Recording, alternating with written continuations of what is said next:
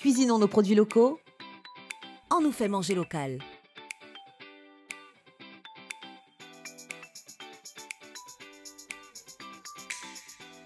Bonjour, je suis Éléonore de la ferme de famille. Auparavant, j'étais cadre dans les ressources humaines et j'ai troqué la gestion de mes dossiers administratifs pour m'occuper de mes salades et à me le rendre bien. Donc c'est comme ça que j'ai, entre autres, pris la décision de revenir à la terre.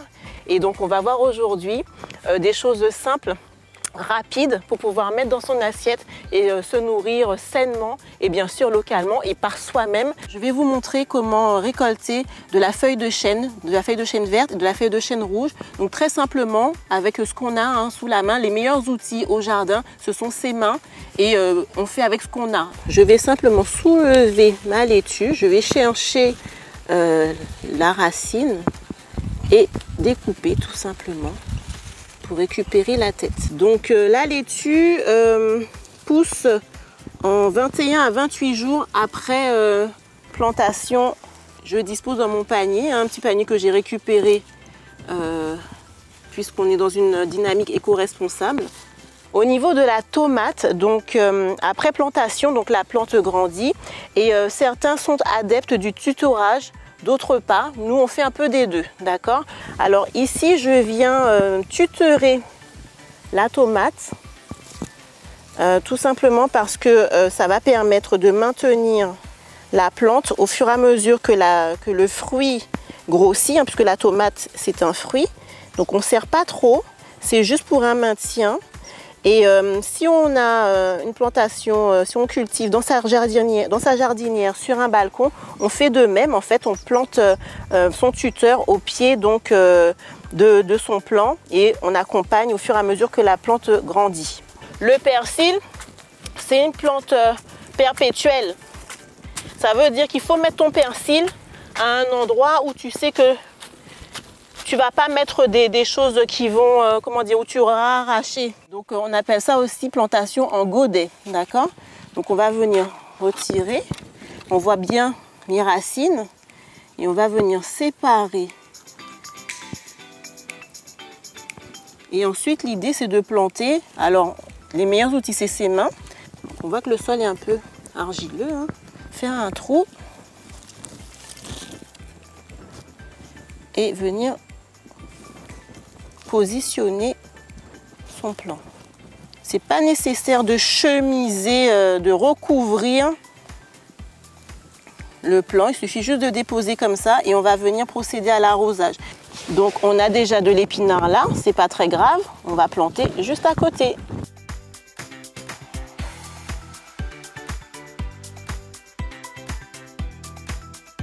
Donc je procède à l'arrosage. Pas besoin de beaucoup d'eau, juste ce qu'il faut. Le persil, ce qu'il y a de génial avec elle, c'est qu'elle ne craint pas les maladies ni les attaques de ravageurs, donc les limaces et autres. Il n'y a pas trop de ce type de problème. Et comme c'est une plante qui est perpétuelle, il suffit juste de récolter, une fois qu'elle a bien poussé, de récolter aux extrémités, feuille par feuille. Et on a ces persils, je dirais presque à vie. Alors moi, je fais une petite vérification de l'état de mon sol juste avec les mains. Donc je vois que je peux facilement faire les trous. Et donc je vais prendre, là ici on a de la sucrine au niveau de la variété de laitue. Là avec cette petite barquette de 6, on peut faire à peu près 1 mètre sur 1 mètre, donc un carré d'1 mètre sur 1 mètre. Donc là on a du manioc qui est déjà présent. Comme je le disais, le manioc va pousser, il va mettre 6 mois à 1 an. Donc on peut tout à fait pendant ce temps-là mettre notre laitue qui elle pousse. Au bout de 21 jours à 28 jours, on peut déjà se nourrir. On n'a pas besoin d'écraser la motte de terre qui est autour de son plantule. On fait que disposer, on écarte la terre, on dépose et on rassemble. Ça forme un carré. Et on peut la récolter donc entre 21 et 28 jours après pour manger, donc en salade.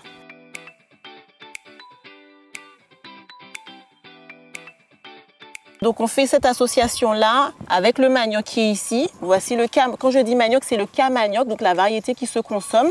Et c'est ce qu'on aura dans l'assiette. Donc on peut très bien faire un plat avec en entrée sa salade, son tubercule, sa racine, le cas manioc, et puis un bon poisson par exemple. Ça va être vraiment délicieux comme plat. On a récupéré ici du cacabeuf, puisqu'on a une vache à la ferme. Si vous n'avez pas de vache, que vous êtes en appartement, ben vous allez auprès de votre fermier, un fermier bio hein, qui n'utilise vraiment aucun produit, aucun intrant extérieur, de façon à ce que vous soyez assuré que votre sol va rester sain. Vous allez venir prendre une belle poignée de cacabef, hein, donc il a déjà travaillé, hein, là. Il n'y a vraiment plus d'odeur. Et ensuite, on va venir coucher la tomate. Donc ça, c'est une astuce que m'a rappelé mon pépiniériste. Hein. Donc c'est vraiment important de prendre le conseil. Pourquoi on couche la tomate? Parce que au niveau de la tige, il y a plein de petits fils blancs là, plein de petits poils blancs. Et ces poils blancs, en fait, au contact de la terre, au contact du sol, ils vont venir faire de nouvelles racines. Donc ça va vous garantir, si je puis dire, des tomates, mais vraiment magnifiques. Surtout qu'il y a le cacabef derrière qui vient nourrir le sol. Et on y va, on rassemble la terre autour. Donc vous voyez, la tige est carrément couchée. Hein. La roquette, tout comme le persil, on peut les récolter au fur et à mesure qu'elles poussent, donc en prenant les feuilles extérieures. Donc ce sont des perpétuelles, donc c'est pour ça que je les mets ensemble, parce qu'on va pouvoir avoir la même dynamique autour d'elles. La quantité de racines, quand on récupère ces plants, parce que c'est ce qui va garantir entre le moment où on va mettre au sol, on va planter, et la pousse, quoi, c'est la racine qui fait tout. Donc elle s'est déjà nourrie dans le godet et elle va continuer à se nourrir dans le sol. D'où l'importance aussi d'avoir un sol nourrissant. Et après, c'est une chaîne, c'est une boucle. Et c'est comme ça que la plante va bien nous nourrir après. Il faut que ton sol lui-même soit bien nourri, donc par l'apport de matière organique de type cacabef et autres. Et ce sont ces apports-là que les racines vont aller chercher dans le sol pour bien nourrir la plante. On a donc les escargots, les limaces. Donc là, nous, on fait un ramassage manuel, hein, c'est-à-dire qu'on fait des petites rondes matinales ou nocturnes. Le fait d'avoir fait ces petites rondes, et ben, du coup, les escargots se prolifèrent moins puisqu'ils se reproduisent moins. Il y en a de moins en moins au jardin. Maintenant, quand c'est en jardin, en jardinière ou sur son balcon, c'est beaucoup plus facile. Tout ce qui est limaces, escargots, pour les repérer tout simplement, ça c'est beaucoup plus rapide quand on fait de la culture hors sol. Alors la roquette dans l'assiette, ça va donner un petit peps, un petit goût comme ça, un petit peu piquant et qui va réveiller les papilles en fait. Donc nous on aime beaucoup la mélanger avec d'autres variétés de laitue pour en faire du mesclun. Au niveau de l'entretien, ce qui est bien, c'est que 2 semaines après avoir mis en place, donc quand je dis mis en place, avoir planté sa plantule, son plant, donc l'avoir mis en plein champ, on va utiliser une griffe. Alors il y en a, moi c'est un grand, mais il y en a aussi des petits, hein, un outil à main comme on dit. Et on va venir aérer le sol donc, pour que les racines se développent encore mieux.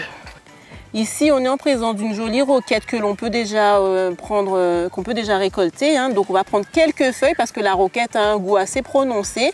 On vient pincer sa feuille en fin de compte. Et voilà, on a récolté sa feuille. Et on en prend plusieurs comme ça. À l'extérieur, hein, on laisse celles qui sont au cœur tranquilles. Elles continuent à pousser, elles sont jeunes. Et nous, on va se concentrer sur celles qui sont à l'extérieur. Donc on peut déjà prendre 4 feuilles. Pour une famille, 2 adultes et un enfant, déjà ça avec un mélange. Donc dans le mesclin, d'autres variétés. Donc on a planté de la sucrine, de la feuille de chêne, avec des têtes entières de feuilles de chêne, de sucrine. On a déjà de quoi faire une belle petite salade pour une famille de 2 adultes et 1 ou 2 enfants. Voilà.